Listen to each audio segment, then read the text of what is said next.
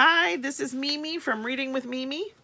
We're here with the last chapter of Junie B Jones and a Little Monkey Business. If you get one of these books that has this white label in the back, that means that you can go to my YouTube page, have mom or dad take you there, and you can find the videos of me reading this book to you, and you can read along. This book had 9 chapters. We've already posted chapters 1 through 8 on the YouTube page, and today we're going to read chapter 9 and find out what happened to Junie B Jones.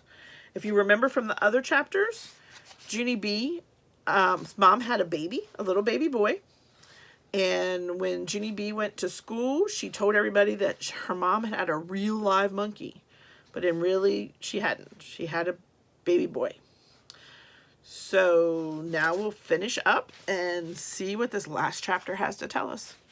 So this chapter, chapter 9, is called Pigs and Ducks and Stuff.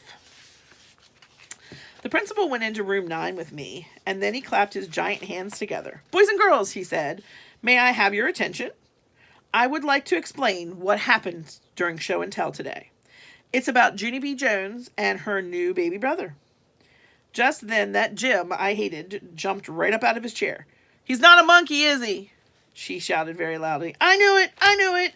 I knew he wasn't a monkey." I made a big fist at him. "How'd you like to have this up your nose, you big dumb Jim?" I hollered. Then the principal frowned at me, and I smiled. "I hate that guy," I said nicely. And then the principal took a big, deep breath. "Boys and girls, there was a good reason why Junie B told you that her baby brother was a monkey," he said. "Yeah, it's all my Grandma Miller's fault," I interrupted, "because she's the one who told me that my baby brother was a little monkey. Only she didn't mean he was a real little monkey. She just meant he was cute. Only who the heck knew that dumb thing?" The principal made another frown at me, and then he talked some more. "You see, boys and girls," he said, "sometimes adults say things that can be very confusing to children. Like, what if you heard me talking about a lucky duck? You might think I was talking about a real live duck, but lucky duck just means a lucky person." "Right," said Mrs. "And when we call somebody a busy bee, we don't mean that they're a real bee. We just mean that he's a hard worker." "Hey, I just thought of another one," I said very excitedly. "A dumb bunny isn't a real alive bunny either. It's just a plain old dumb guy." Then my friend Lucille raised her hands. "I got one, too," she said.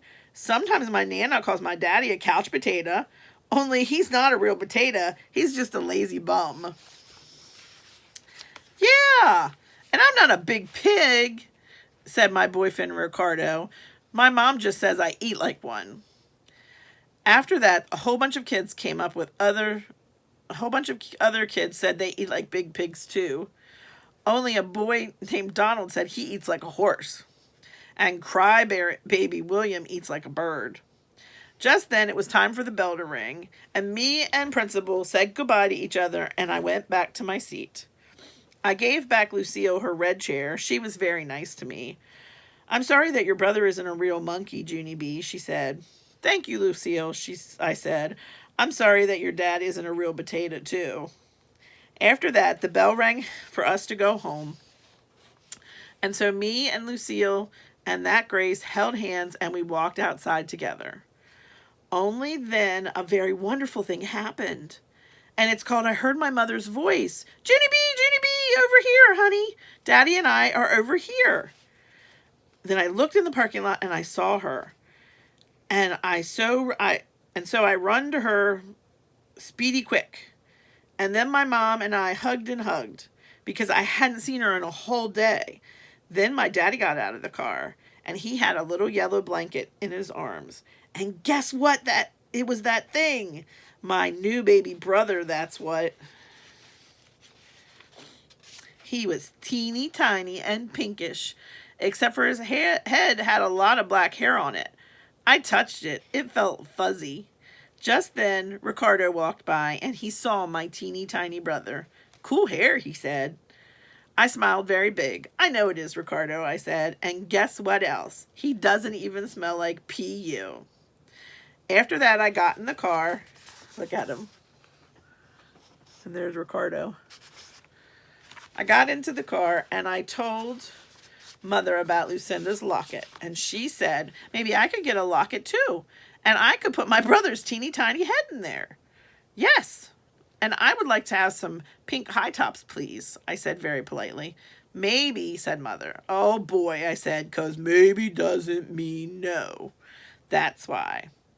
So then I lifted up the blanket and I peeked at my baby brother one more time. So what do you think of him, Junie B? Said Mother. I smiled very big. I think he's the cutest little monkey I ever saw, I said. Then Mother laughed and I laughed too. Well, that is the end of Junie B Jones and A Little Monkey Business. I hope you enjoyed it like I did. And maybe we'll come back and we'll read some more Junie B Jones books. I suspect that she gets into a lot of trouble. What do you think? Take care. Have a wonderful day. And don't forget to keep checking back to the YouTube page for more of Reading with MiMi.